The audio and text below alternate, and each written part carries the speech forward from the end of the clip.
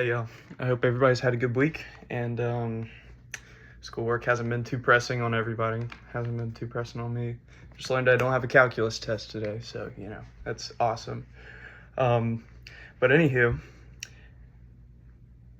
the final Gothic presentation that we are doing, I'm actually very excited for it, and I never get excited over schoolwork, but I'm actually like very excited to do this. So I must tell you something, and I'm not a schoolwork-oriented person, but yeah. So the text that I'm choosing to do is actually like my favorite movie, hands down, and it is Interstellar by Christopher Nolan with Matthew McConaughey in it. And this is why I'm so excited to do it, because like there's so many Gothic elements that line up straight with what the outlines of our requirements are, and I think it is going to be awesome.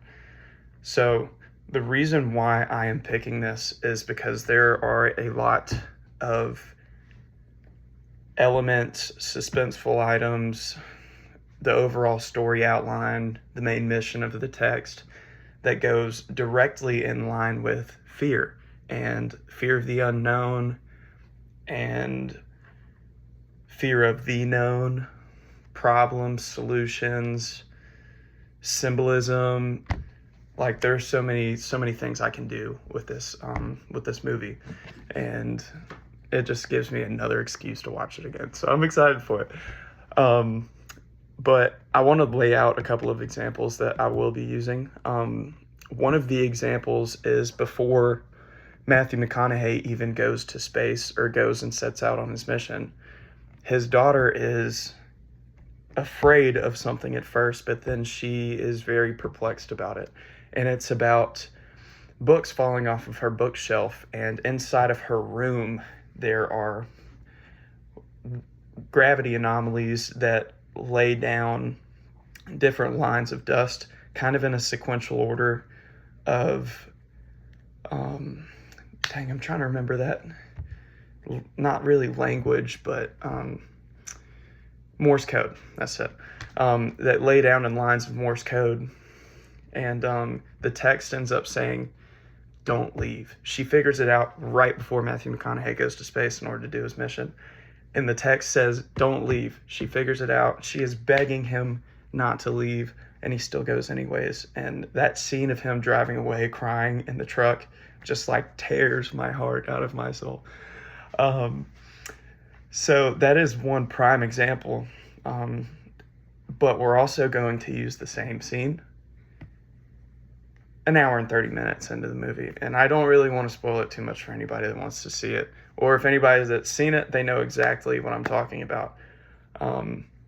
But hell, this is a class presentation. I got to do what I got to do. So if you don't want to hear the spoilers for the movie, click off my video, find somebody else's video to make find somebody else's video to respond to. But he ends up traveling through time, through this black hole, ends up in another universe, another dimension. And whenever he does, time moves every single minute that they spend on this planet. Time moves on Earth 7 years in advance. So that right there, they're already terrified. They're afraid of. But they eventually, God, it's been like a year since I've seen it. They eventually end up in a fourth dimension of reality, to where time is lapsed. Time is lapsed in on itself. So time is not relative anymore. And he can flow through and see different. This part of the movie is kind of like where physics in the fourth dimension kind of makes sense, but like don't really align, because normally whenever time lapses on itself, you can walk through a timeline just like it's walking down the street in any time, any place. Like it's the fourth dimension. You can go anywhere. You can see everything. It's very I'm